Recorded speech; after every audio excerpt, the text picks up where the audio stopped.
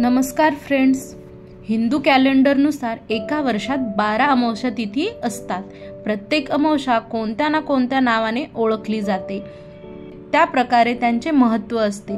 आज आपण बुधवार 29 जानेवारी 2025 रोजी आलेल्या दर्श मौनी अमावस्येचे महत्त्व जाणून घेणार आहोत। या दिवशी स्नान आणि दानाचेही मोठे महत्त्व आहे, कारण या अमावस्येला माघ अमावस्या असेही म्हणतात।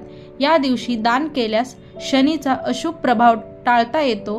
ज्योतिषशास्त्रानुसार माघ महिन्यात मकर राशीत चंद्र आणि सूर्य एकत्र येतात, तेव्हा मौनी अमावस्या साजरी केली जाते। चंद्र आणि सूर्य या दोन्ही ग्रहांच्या ऊर्जेच्या प्रभावामुळे या दिवसाचे महत्त्व अधिक वाढते।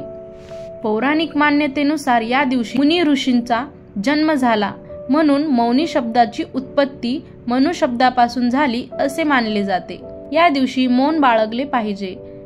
शास्त्रानुसार मनाचा कारक असलेले चंद्रदेव अमावस्ये दिवशी न दिसल्याने त्यांचे दर्शन न झाल्यामुळे मनाची स्थिती बिघडू शकते, म्हणून या दिवशी मौन पाळले जाते अशी समज आहे। पवित्र नद्यांमध्ये स्नान केले पाहिजे। या दिवशी गंगा नदीचे पाणी अमृता समान असते अशी मान्यता आहे। देवता गंगेच्या पाण्यात वास करतात।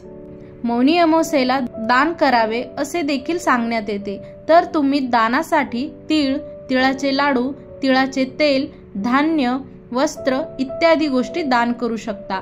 हे अत्यंत फलदायी आहे।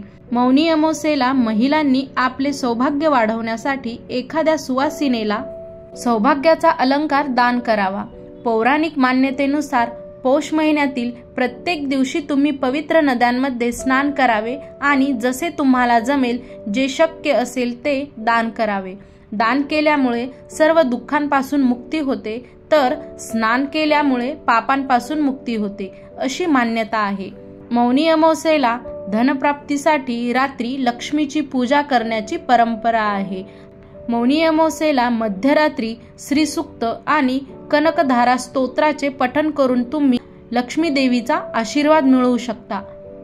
अशाच नवनवीन माहितींसाठी चॅनलला नक्की लाईक, शेअर आणि सबस्क्राईब करा। धन्यवाद।